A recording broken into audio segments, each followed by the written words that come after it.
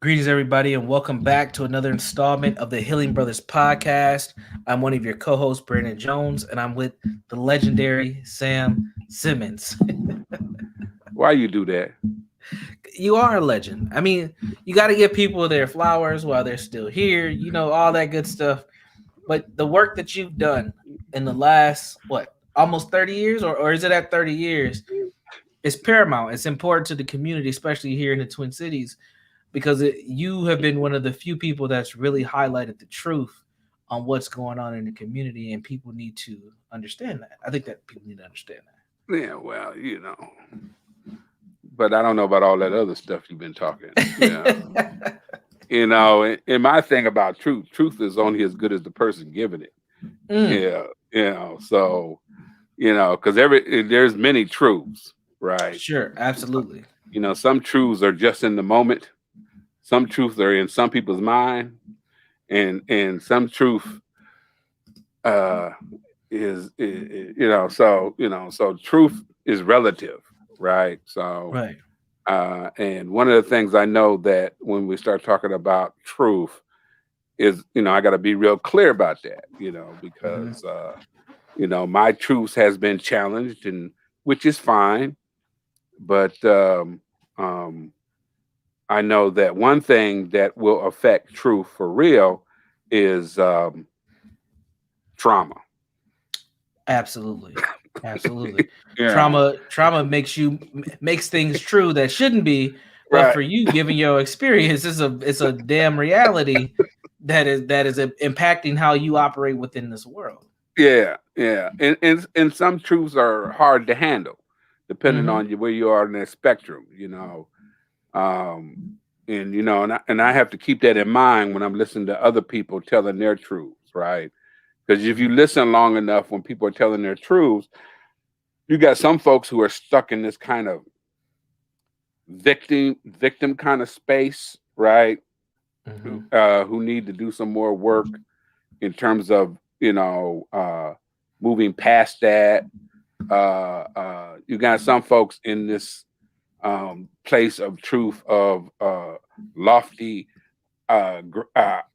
I'm at this high space, and my truth is everything, and if you don't follow my truths, then you uh,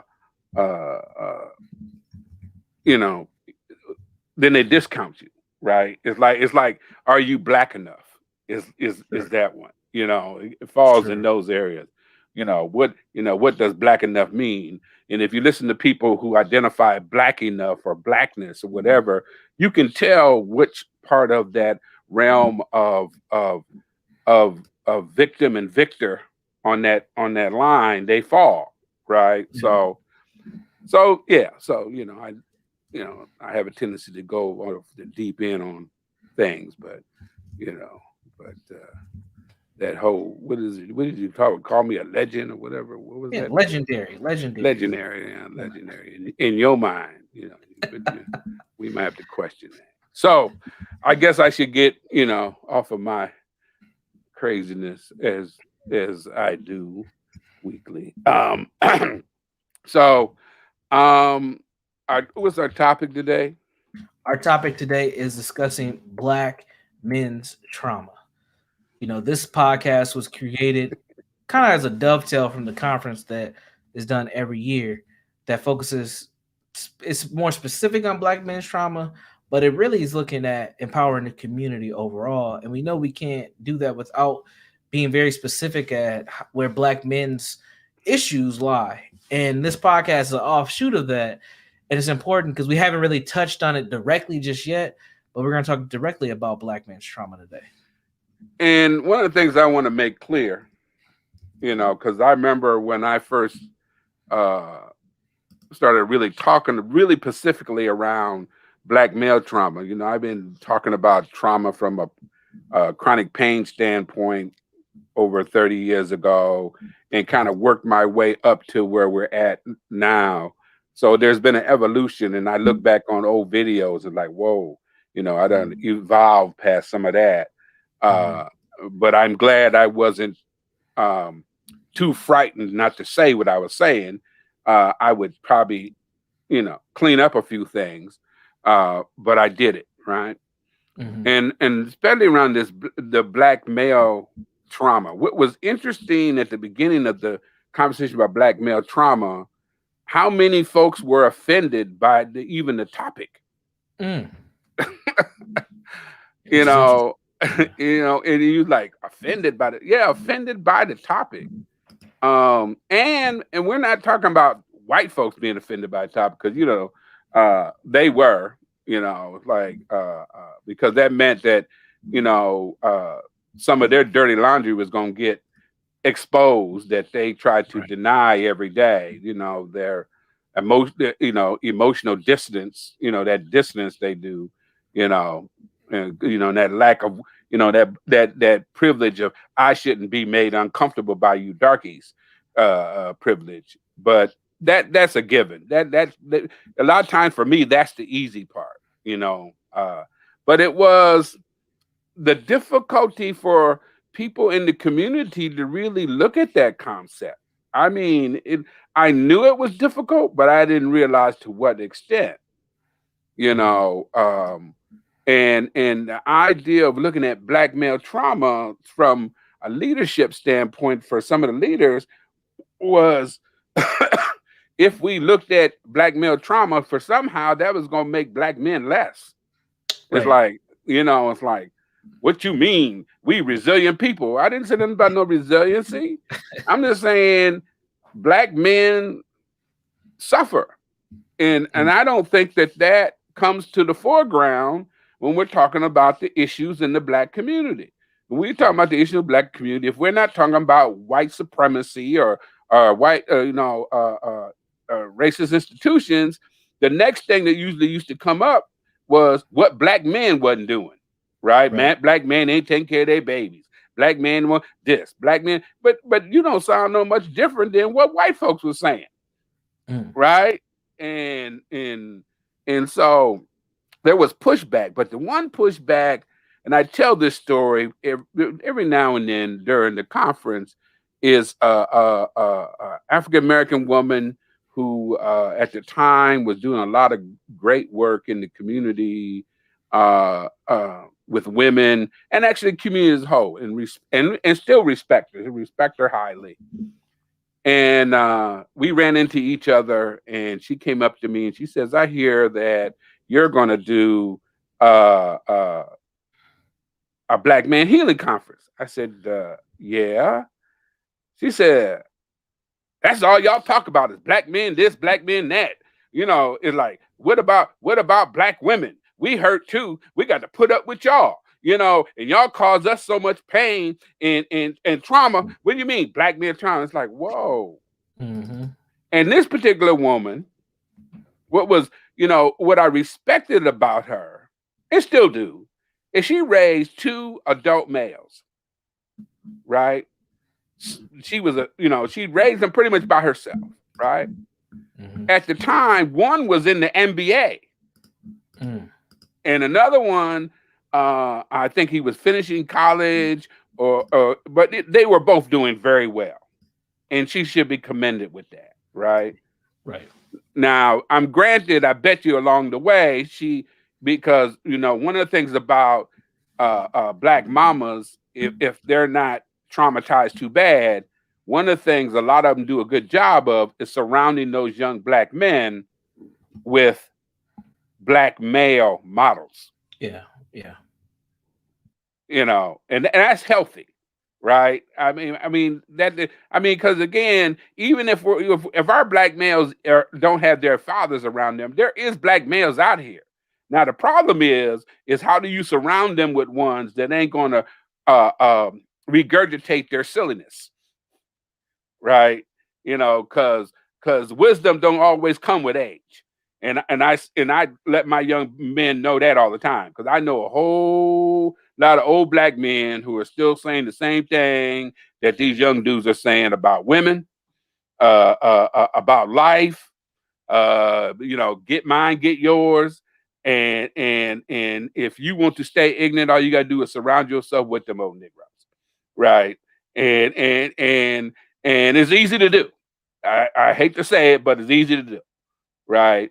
And then at the same time, you surround yourself with them old Negroes, and then you want to talk about I ain't got no time for no old Negroes, because look at that, cousin Pookie man, he doing the same thing I'm doing. What I'm gonna listen to him for, until they meet me, and then they think, Mr. Simmons crazy, ain't no cousin, and ironically in our community, talking, as you put it, talking truths make you crazy. It's like, what do you mean? Yeah, Mr. Simmons, he talk crazy to you. Yeah, and yeah, in some ways I do, but let's get back to the story. I'm sorry. Getting all up in the deep end, I'm gonna blame it on old now, but I've been this way all for a long time, But so you got this black woman who done successfully, at this time, raised two strong black males, doing well in the community, and doing well in the community. And so she come at me about, oh, you're gonna do this conference on black males, and she goes into tirade, and I listened to her, and I was surprised. And I don't know if I was more hurt than surprised, but it did surprise me. And I said, well, sister, calm down. I said, if I can help black men make peace with their trauma and make peace with their humanity, then you will feel less obligated to take care of them, and you can focus on yourself. Because I said, I know you appreciate black men because you got two black men that you raised. And I know you like black men, right? Yeah. So let's think about that.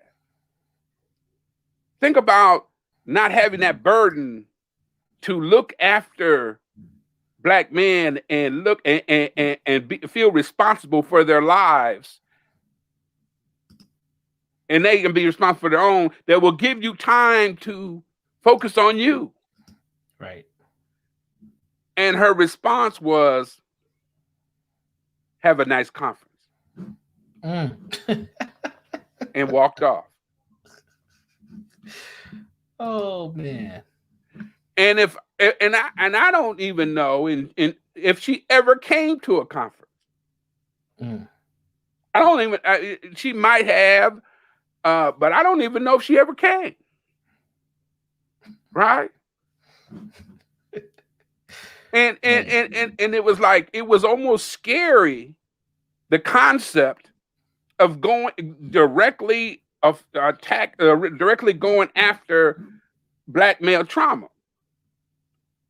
And again, and then on top of that, when you talk about this is an offshoot of the conference we do, which we will do again this June on the 24th, 25th, I believe, 13th year, which is amazing in my eyes, because when we started it, this concept of focusing on black male trauma, with me and my co-creator, Brother James Muhammad, I don't know if I really looked that hard for funding, but I know that there wasn't a whole lot of funding coming. Okay. Because at that time we were still stuck on re-entry, prison, brothers coming out of prison. How do you incorporate, a lot of negative kind of approaches, pity approaches when it comes to black males. So when you start talking about addressing black male trauma, there wasn't, it's like systems wasn't looking at that. Right. And I didn't include the words mentoring in there, because if you wasn't talking about no mentor program, you could, it's like, which was bizarre, because like how you going to spend all your money on mentoring when you got mentors just as broken as the folks you're supposed to be mentoring. But that was, like I mean, I'm not against mentoring, even though statistically it says it's more supportive to the mentor than the mentee. in Yeah. a lot of cases, but Yeah. that's just me, and so I refuse to put the word in there, Oh, so that just knocked me all out, and that I think around that time, I believe that was around when Obama was doing his stuff around black men yeah. and Black that men is kind of super. stuff, and so because I wasn't talking about mentoring, I was talking about trauma, you Mhm. know, uh, uh, there wasn't no money, and then the black some of the black leadership, they're saying, why are you? Well, they got upset because I was using my own money, Mm. right? I was using my own money, and I was charging people to come, right? And it's like, brother, you know how some of them talk, well, Yeah. because they can't stand me, and it's like, brother, we need to talk to you. It's like, well, what do you want to talk to me about? You wasn't talking to me the other day. What is it? Well, brother, I don't know why you got to be like that. Oh, okay. I hear you having this conference. Yeah, yes, I'm having a conference. Are you planning on involving folks from the community? I said, yeah, yeah, yeah. I hear that you are funding this yourself. I said, yeah, yeah. Why would you do that when there's all this money out here to fund things like this? And I hear that you're charging a fee of $35. I said, yeah. Mm. And you say it's for the community? I said, yeah. Usually we don't charge the community for this kind of work, Mhm. and it's like, what are you talking about? Well, we don't charge. I said, well, the thing is why shouldn't I charge something? If we pay more money for tennis shoes than $35, what do you mean? What I mean, Man, and I said, all I learned is when you get money from foundations, at least then they're trying to loosen up now, because we're gonna be evolved, as other kind of. But back then, if you wasn't touting some particular kind of ideal, you couldn't get no money, right. And my whole thing was seeing people miss some of these pieces, right? One, if I use my money, I'm proving I believe in what I'm talking about. What you're doing. Exactly. Okay. Two, Mhm. that shows the power to be is that if you want to get on board here, you got to meet me where I'm at. Right. Because the thing is I'm not going to if you and it's still to this day, if you're gonna be a sponsor, you can't dictate the conference. Right. You can't dictate the titles. Now you can give your suggestions, and if they sound like they're pretty good, I might do it. And I've done that a Mhm. couple years, right?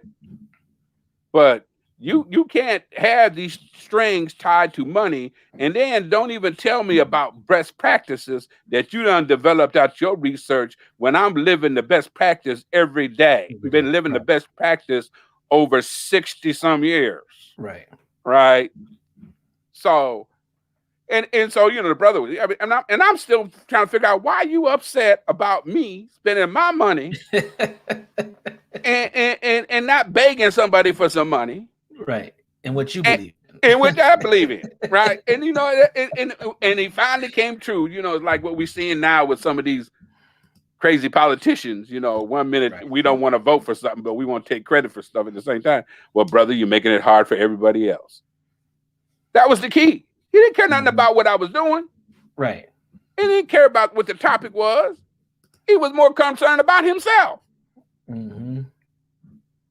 That's Mm. that is a trauma response, by the way, Right. because black male trauma is very selfish, very very selfish. That's how it shows up. It's all Mm. about me, like a big old kid, you know. But that was the community leadership and then like I said, the pushback by some of the females in the community. Mm. And yeah, I got people from the community I had worked with who had done the work. We came together and brought them in, and we did it in the community. We did it at one of our community centers here. Um, I used one of the brothers that was a caterer of mine. He caters my Christmas parties, and um,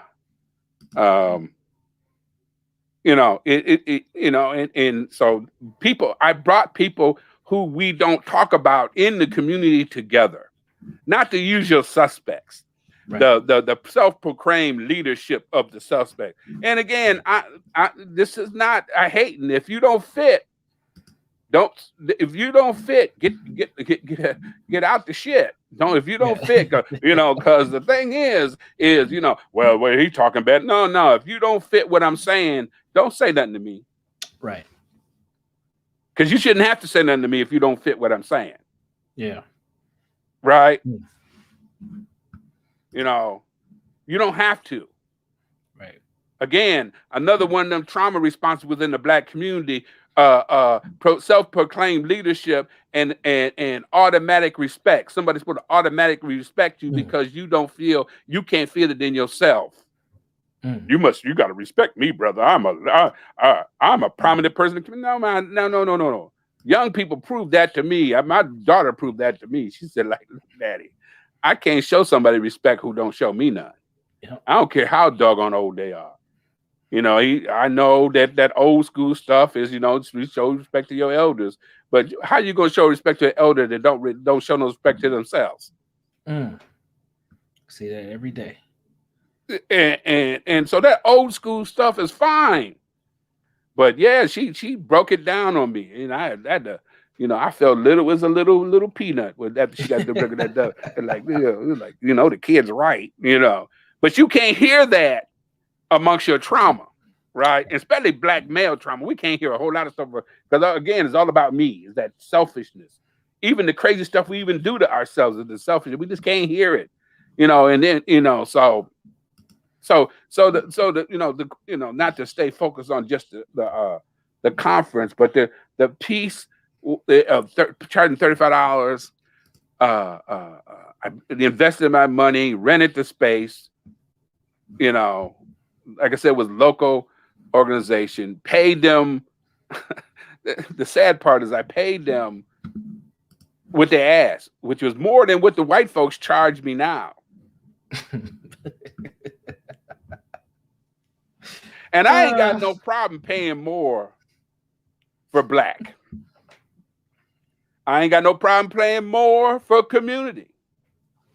But I got a real problem paying anybody and get treated badly. I don't give a. I refuse. Because again, I support anything Black, but I'm not supporting anything Black, green, purple, or white that treats me badly. And I've said this to my white counterparts too. Especially when I come to you and talk to you about the issues, and you turn around another year and treat me badly. At least when I deal with my white counterpart, like, look, dude, you can't treat me badly. I'm going, oh, Mr. Simmons, I'm so sorry. Especially when you find out I ain't like, you already asked me, I'm like whatever you believe Black people is. I mean, it's like, shoot. That's all part of that trauma too, that guilt stuff. Right? Guilt me into being Black. Man, I was Black when I got up. I was Black when I was born, but I ain't stupid about wasting my money. Okay? And so the thing is, so back to charge. So $35. The conference was one day. And I figured if folks show up, we do it. The day before, we only had, I think, maybe 30 people signed up. Right? That Thursday. It's like, oh my God. This is not going to. Well, I already paid my money, so it'll be a lesson learned, right? We had 135 people showed up. Okay? The ironic part about it was out of the 135, there was only 10 white folks that showed up. And it's like, well, man, you said Black man healing. Why we got to have white folks? Well, we live in Minnesota. Here. They are here. I didn't say they couldn't come. It's like, we live in Minnesota. White folks, you know how white folks feel like they can show up any place. Yeah. You know, we just get mad because white folks won't let us show up any place. Now, and I said 10 white folks, and they were scared to death. Man, the eyes as big as saucers sitting in the middle of this many. I mean, remember, 135 in Minnesota. You know, because there's still some of you who think the only black person came out of Minnesota is Prince. And, you know, and so and they're sitting in the middle. I mean, literally, they stuck out so much. You know, they was in the middle, and you can see the eyes as big as saucers because black folks felt comfortable in that environment. Right. Right. And black folks was being black in spite of them. Right? They were being black, whatever that meant for them. Because there's many different versions of being black. Yeah. Right? The other interesting thing about that 135, a good majority of these black folks had never met. Wow. And a lot of them they had never met. Because one of the things about Minnesota, they got to spread all over. And if you're a professional black person and you move into Minnesota, they don't even let you see the inside the city. you gotta run into a black person and hope they can tell you what's going on in the city. Where the black barber, you know, it's like Maple Grove's finest. right, you know, and you know, and we got Park. Yeah, you know, and so a lot of these black folks had met for the first time at this piece. Oh man. And it went well because it was organic. We had 4 panels, you know, we had 6 panels because we did it mostly with panels.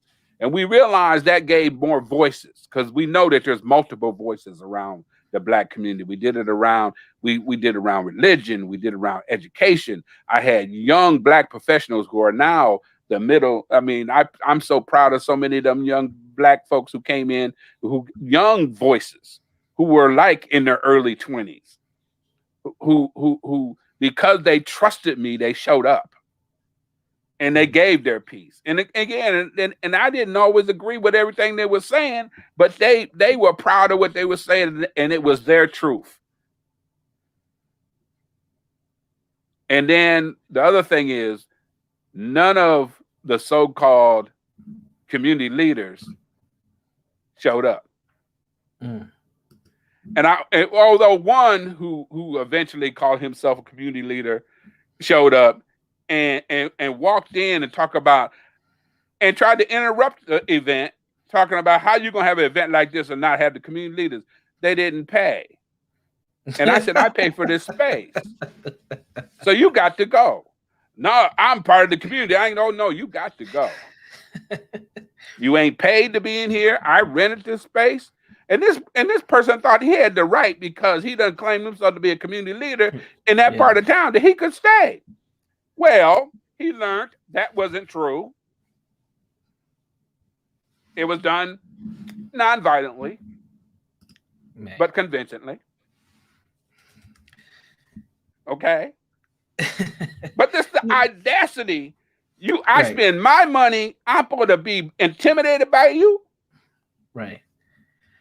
You don't say this. I will say this for you and take the heat for it. But and you're talking about the founding year, but even now, a lot of the quote unquote community leaders don't support or come to the conference, which I find fascinating because this is an established conference that's been around for more than a decade, and a lot of the folks that we see as community leaders don't come, and it's not like we ain't inviting them. I mean, the committee for the conference, we do invite folks to come in, but it's something about having that ego and that clout. And really it's trauma that prevents people from really hopping on board and supporting one another when it comes to this. And really, the conference is not about you, which a lot of people think it is. It's not the Sam Simmons conference. The conference is legit about trying to provide strategies and solutions to the community, and it has been from day one. But for some strange reason, the folks that we tote as community leaders, they don't buy into the concept or even try to connect, even when we're offering for them to come and to pay them, which is very bizarre, very weird. Well, the thing is I'm gonna be a little nicer than you. Okay. I'm interested enough. Many of them actually supports the concept. Yeah, in theory, yeah. Yeah. In When I'm out in action, the I don't know. community, it was interesting when they introduced me to other people. They will say, "This is Sam Simmons. He has his healing brothers, his Black Man Healing Conference. That's what they call it in the community conference. And isn't that coming up soon? It's always funny. Isn't that coming up soon? And I'm they all know it's around the summer, so they can if they catch me in the early spring or whatever, they ain't gonna be wrong. Like and when they introduced me like they're supporting the conference Right. in this people's face.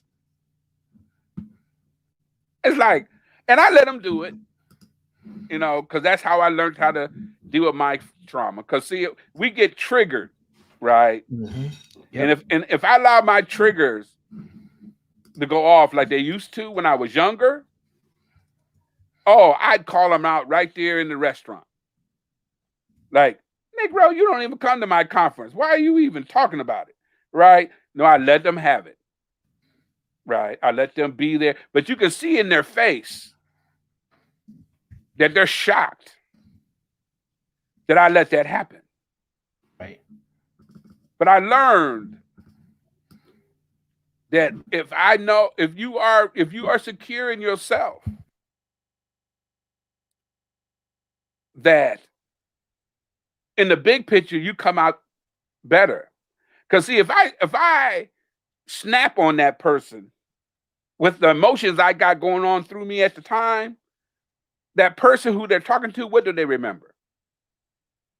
All they remember is me snapping. They ain't heard nothing I said. And now I'm the bad guy, unnecessarily. I'm the bad guy and the offended person all at the same time. And so, so the thing is so I don't get mad about that. It's hard to deal with me, because I remember when you first started working with me, I sat you down and explained to you what was going to happen. Right? I said, now pay attention to how people respond to me. And you looked at me like, oh, it can't be that bad. Sure did. Man, and if people, when I say this to the little young colleagues that because I'll tell them right away, don't tell everybody you know me. And they'll look at me like, Mr. Simmons, man, you so great and all like this, because a lot of young folks like me, right? Because you keep it real. And I said, don't tell folks that you know me that well. I said, if you do, watch the look on their face when you say my name. And people don't believe me at first. They think I'm being paranoid, right? I sound like a paranoid old black man, because we do have them out here. And it never fails.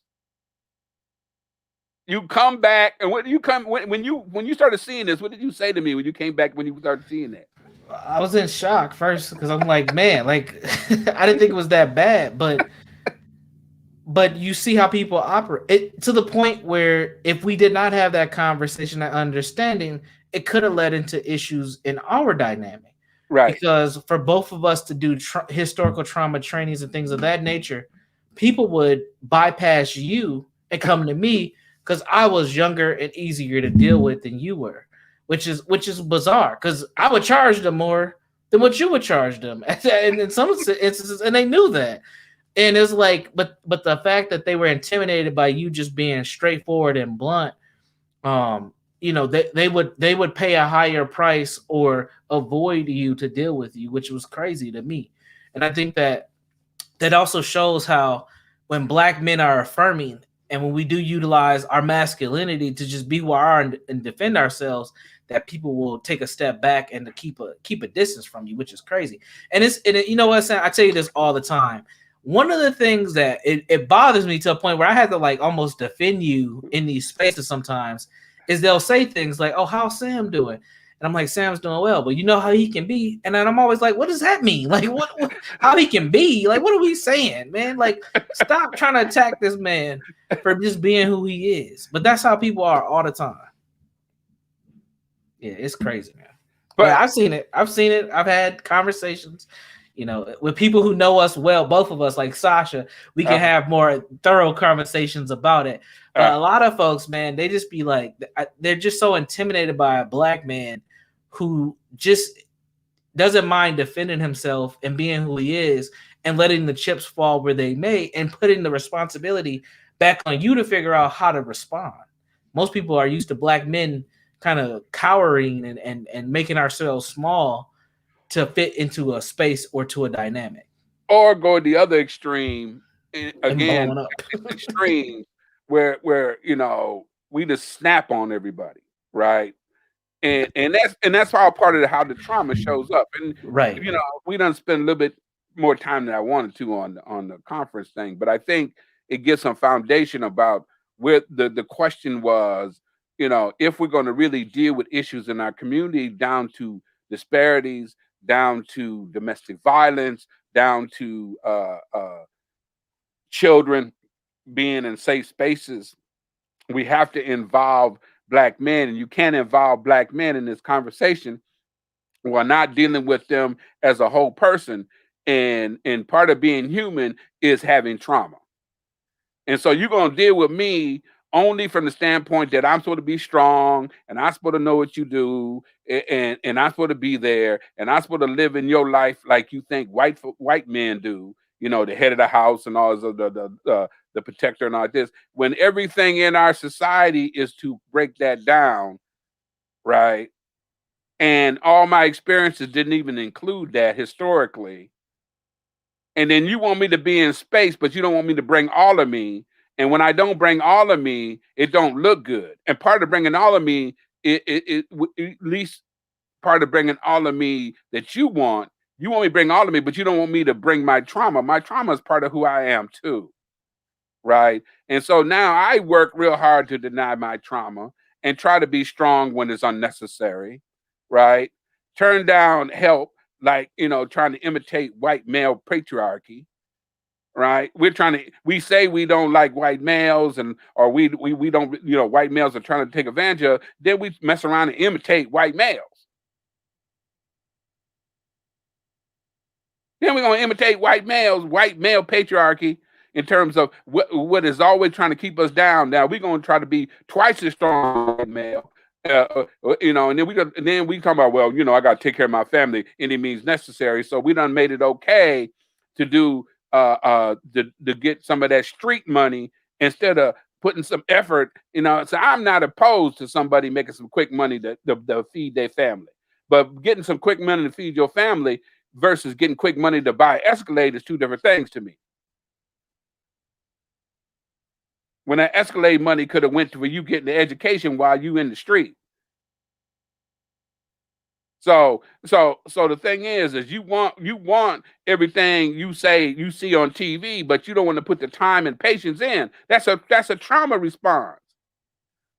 That's like a child who's impatient.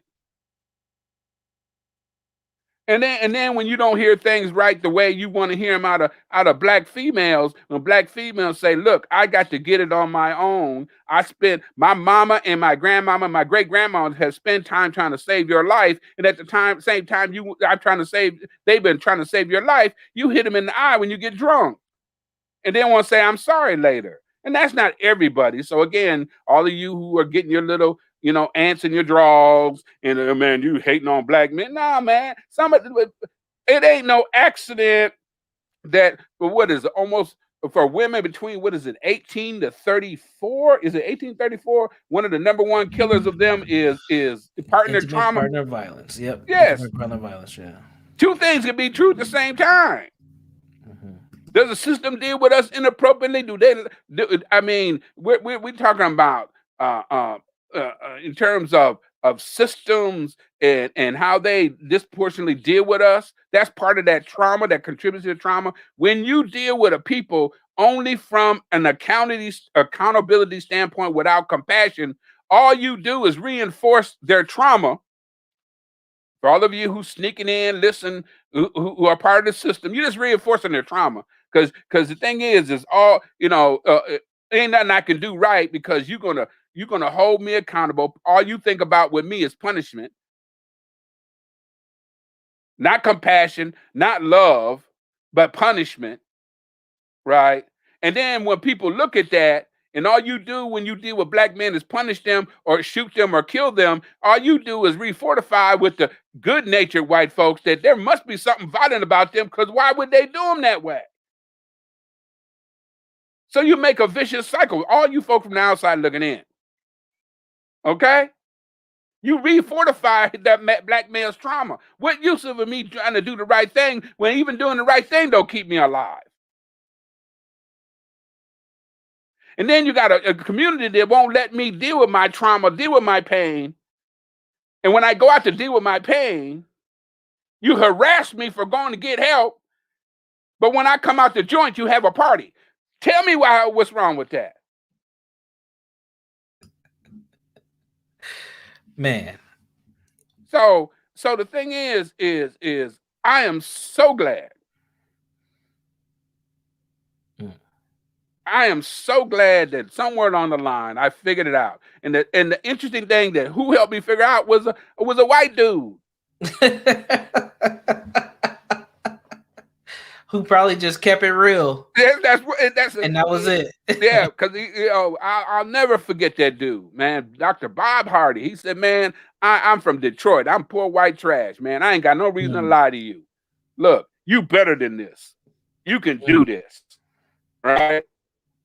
And he's the one that taught me how to do the training on historical trauma, not historical trauma, self-defeating behavior. Looking at your past, not allow your past to deceive your future. Ooh, I like that one. That ain't what he said. I said that one. I got to keep that one. Remind me to keep that one. Because that's really what it is. It is, absolutely. How to not, don't y'all steal it. Don't let your past deceive your future. Yeah, don't let your past deceive your future. Oh my God. Yeah. But that's really what we're talking about. That's why not only do we talk about the trauma going on now, we talk about the history. Right. Because if you include the history, then it makes sense that I'm doing this crazy stuff right now. Why wouldn't I? Connecting those dots. Yes. And so now so one of the signs of trauma is when you're easily offended by people telling the truth or telling you their truth. You might not have to agree with their truth. It's like all this stuff I see on Facebook about black men being upset with, it's like I remember the black man said, "Man, I would like to talk to you about talk about why black women why black men demasculate black men." Yeah. Why black women are emasculating black men. Yeah. And that kind of confused me.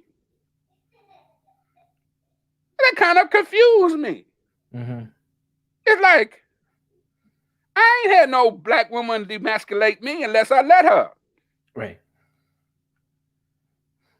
At least since I got better. Now I can't say before I got better, It's like, how do women demasculate because she don't let you come in and save her, or she let you know that I got mine, you get yours, and all this other kind of stuff? Huh? Because I mean, the last time I let a woman, I remember, demasculate me, I had a good time. You slow on that one. No, I didn't know if I should respond to what you said. I caught it. I'm trying to stay out the doghouse. You know what I mean? I'm trying to be in everybody's good graces. But again, what you're saying is so true that at some point when you are giving up agency is the term. Right. You are allowing other people to dictate how you should be or who you should be, whether that be another woman or another man or whatever. You've lost a piece of yourself. So just the fact that that's coming out of somebody's mouth says a lot about just where they're at in life. They've given up. Go ahead. No, but I'm sorry, but the other piece is that these are what we call some of them are what we call educated leaders. Yeah, we're talking about PhD, MIC, all of that, right? And I don't make no fun of that. I respect that, right? I respect that education. I respect that. But the thing is that selfishness of our pain at the time. Now that we talk about, at least surfacely, now our pain is the most important pain. And we can't spend a whole lot of time fighting about pain. Whose pain more important, or whose trauma is more important? Man, from the time we got off our ancestors got off the boat, it was a setup. Yeah. It was a setup. And so the thing is, if you can deal with your own individual stuff, I mean, the whole thing about not realizing that so much of who we are as Black men and some of our masculinity, our ideal masculinity is based in trauma. Right. So much of our masculinity as a Black man is tied into our sexuality. Exactly. Keeps us real confused. Yep. And want to put our uncomfortableness on other people. Why you care who go to bed with who? Why? Yep. And it's like, how is it that I got young Black men who are not afraid of saying I ain't got no job, but more afraid of saying I ain't got no woman? But at the same time, talk about women like they dogs. Right. Man, I told a bunch of young Black men Cleo. Yeah, I talked about a bunch of young Black men the other day.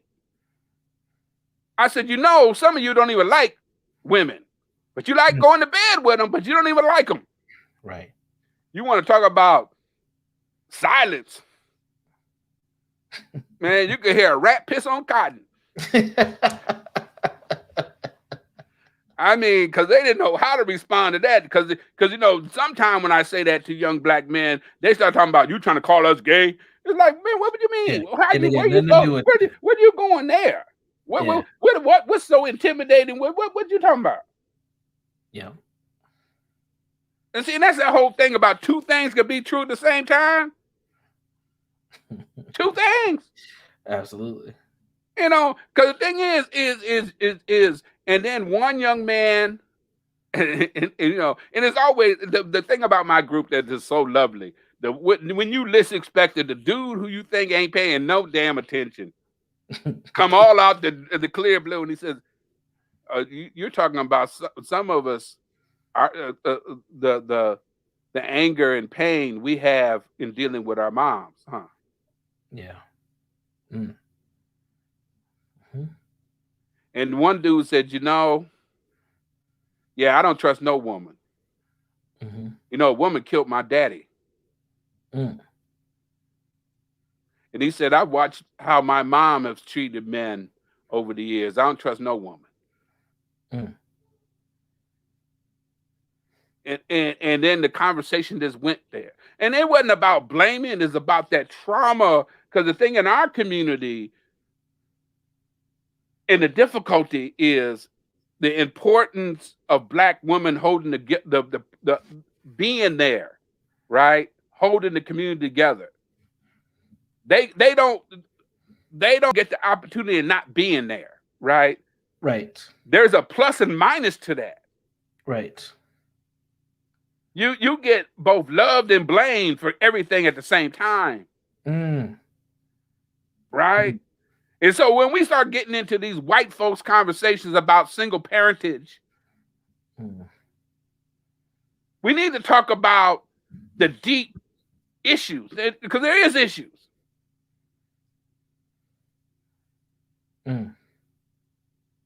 Right? Wow. It is issues. And so we don't even we done got to a point where, especially that trauma with the moms and the women and their lives, because a lot, it's surprising how many of my young men are in families that's all women. Yeah. And them boys watch that stuff. Right. And again, it's both and. Right. And we already emotionally crippled when we're brought into this world in terms of how we're raising. Man, one thing I want to add right here, just put a pin in what you're saying. what you're describing is a different take on vicarious trauma, because that's not the trauma happened directly to the boy at that point, No, but he's in it, right? right, He's experiencing it, and it's developing his worldview and his disposition towards how to operate around women to prevent or avoid further trauma or pain.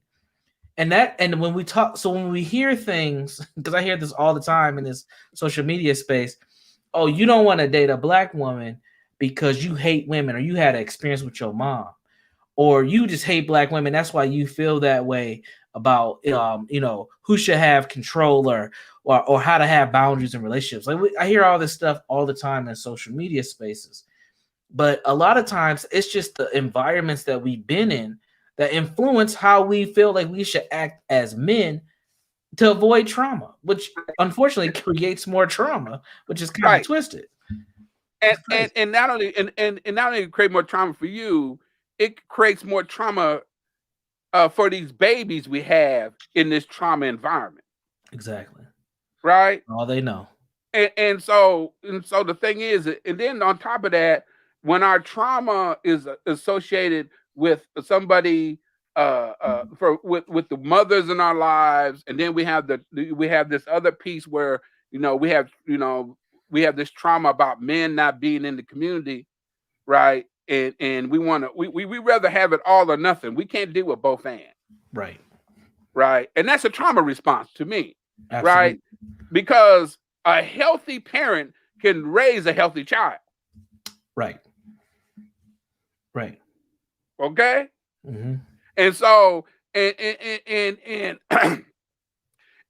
a healthy love can definitely create a good human being. Not a Mm. perfect human being. Say, I ain't gonna never be a perfect man. Because perfect man is only by the definition of whoever's looking at you. Right. Right? But I can be a decent man and a good man, not a perfect man. And that's a struggle. Mm. Mm. That Yep. is a struggle, right? And once I quit trying to be a perfect man, because I still have problems with that, or a perfect human being, put less stress on me. Exactly. So I might say some crazy stuff that might, oh wow, I can't believe you said that, and it could be seen as inappropriate, right? But but the thing is I think I've been lucky, especially over my last 35 years of life. I've been able to make a living just being me. Mm. That was the best present I could give to myself. Mm. Now, did I pay prices in terms of relationships? Yeah. But I've learned over time that relationship I have with me now is worth the price. Mm. You know, and the relationships I developed from that are probably more long standing than the ones I supposedly had before when I was wanting everybody to like me. Right. Right. And so we don't realize as men, if we allow ourselves to be vulnerable enough to give up the pain, Mm. to give up the pain. Because Right. we live in a community that pain and how we have survived all this trauma that put upon us by this environment, and talking about how much we consume of it. Sometimes we're so comfortable with the pain and Right. so frightened with the healing. Mm. Damn. Man, it's that acceptance of it. It's like it's an acceptance and an expectation that it should be there, which keeps us from being vulnerable enough to see what's on the other side. Right. Mm. And I understand that frightening piece. It's like sticking with the man with black males in terms of if letting that, and then I think when we're trying to deal with this healing of black men, we really got to figure out how do we not get caught up into too much white rhetoric trying to get healed. Man. So you got the white rhetoric, And then you got the pro, and I'm not saying pro black. I don't know what that is, but you get all tied up in all this confusion trying to. That's why I'm so glad I don't.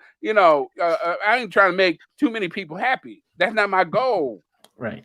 I mean, it's amazing to me. Well, let's just talk about that white rhetoric. We might go a little longer today. I don't know, but that white rhetoric. Okay, especially right now in this environment we got, how do we work with whose voice is given, and we've had this conversation with some of our black female colleagues, about, who do we discount, who do we take out, right? Right. Right. Do we respond to each other the same way white females and white males are going at each other right now? Do we do the same thing, right? And how do we hold each other accountable and love each other too? That's a difficult piece. And as we talked about several weeks ago, it's like the difficulty we have in our community around forgiveness.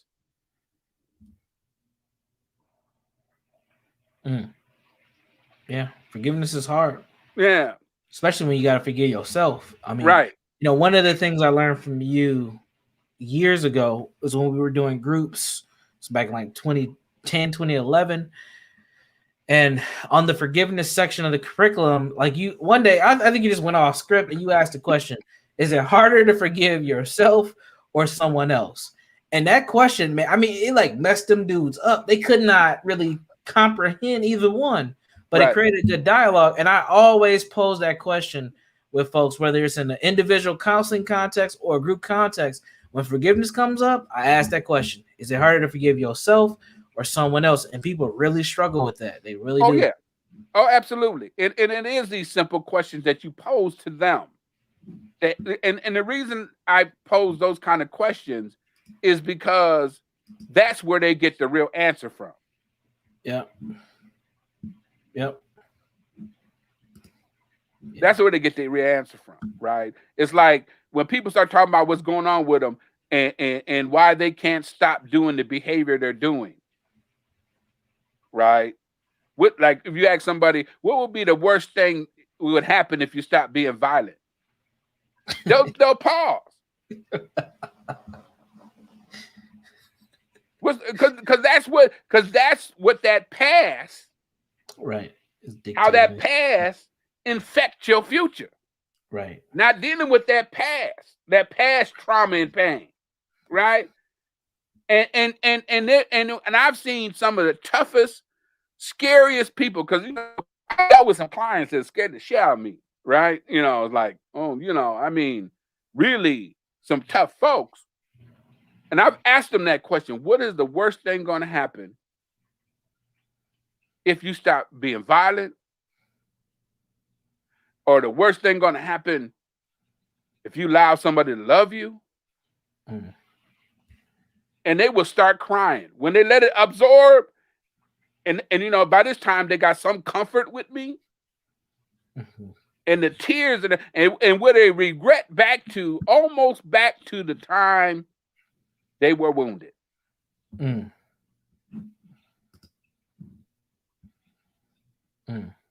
Right? And that's the painful part of dealing with the trauma, is that moment. There is no pain. There is no healing without pain. Right. There is no healing without some pain. The pain of the reality, the pain of truth, the pain of these mixed messages that was given to you. All of that stuff. I do this because I love you, and then want to know why I got confusion about what love is. And I see here that comprehending love. I mean, thing is, I don't know if we, because of this crazy condition, especially here around racism and being seen as less than and trying to outdo the narrative that was given to us by this system. The hell with that narrative. Yeah. That we believe that we deserve to be loved. Wow.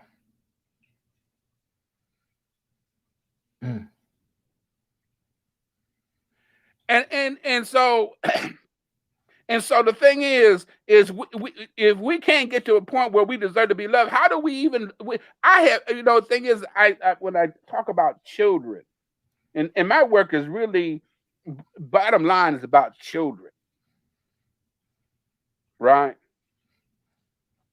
They got studies out there that's, one of them is the ACEs study. It says, they look at children, how childhood trauma affects our adult behavior and longevity and all like that.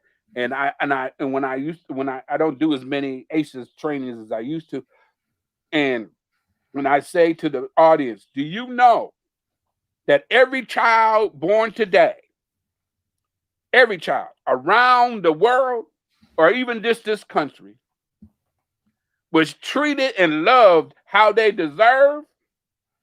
In 18 years, the world will be different. Wow. Yeah. No foster care. Right. Well, you might not have adoption. It'd be limited. Yeah, but even then, you would have, even within that, you still might have adoption. You might still have some foster care, right? Because ain't everybody gonna do it right, right? But you would have a type of safety, emotional safety net. That, because again, it ain't gonna never be perfect. You can run a perfect family and start up with some stuff, right? Sure. But you would have a safety net for these babies, and they grow up. You'll have more of them growing up with some love, right? Yeah. And love for themselves, and think that was okay, and not being selfish.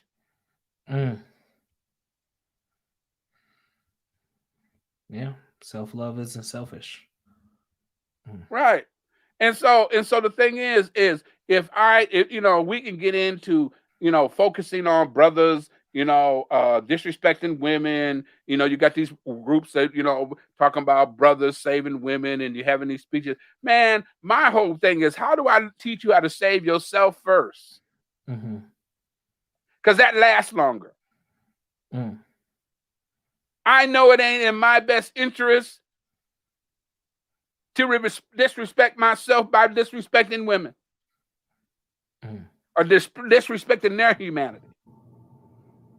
Right. They might not agree with me. That's okay. They might not need me in that artificial ideal that we was raised with by white men and white patriarchy, or patriarchy in general, because I know that ain't always just white. Right. How do I learn how to be a partner with somebody? Because, see, I done ran into some smart women who do a lot better things than I do. It's supposed to be man stuff, because, I ain't got no problem cooking. Right? I ain't got no problem washing clothes. But I got a problem fixing tires. So if because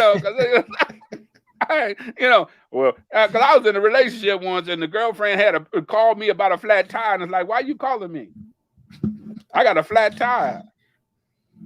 Yeah, and you got a AAA gold card in your wallet.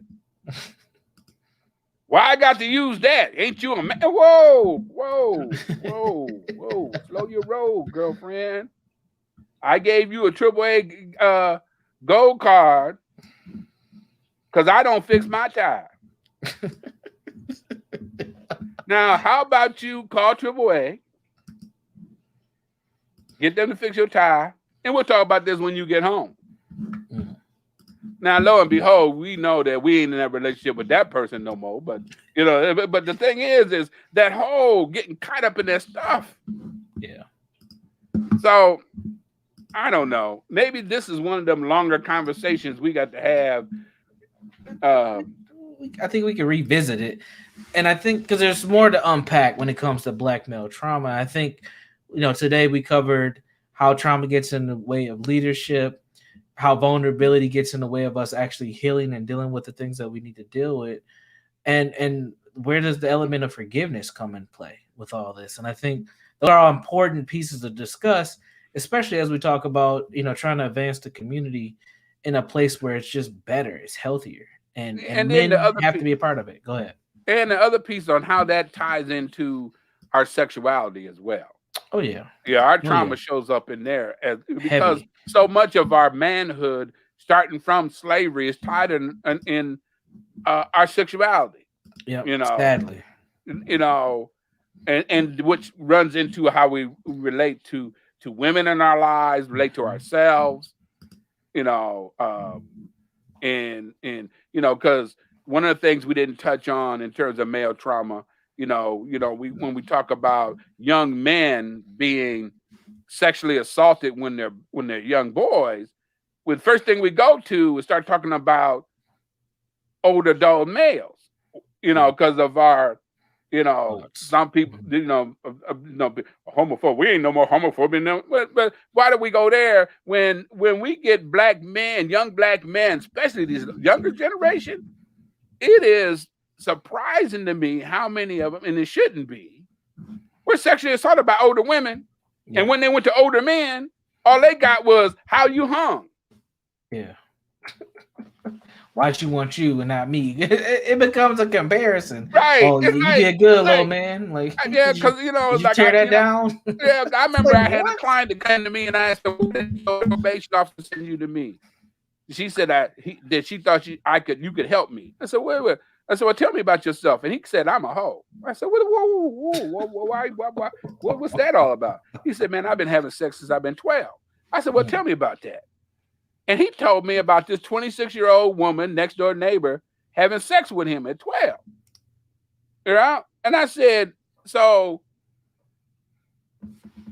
what do you think about that? He said, well, uh, uh, uh, you know, I guess, I know how to have sex. I'm like, what do you mean? Well, mm. the older dudes was always ask me is like, man, you got it like that. I said, oh, really? I said, you have a little sister? He said, yeah. And she happened to be 12 years old. He happened to be 12 years old. Right? And I said, if a 26-year-old man had sex with your 12-year-old sister, what would you do? Man, I'd kill that nigga. I was like, oh, okay. You was 12, brother. You was molested. I Mm, said, what did your mama think? Well, it was my mama's friend, next door neighbor. I said, my mm. mama was mad for a little while. Okay. Wow. And so being molested as a boy doesn't matter if it's male or female. But that whole tied into our sexuality and discounted, again, two things can be true at the same time. Right. Right.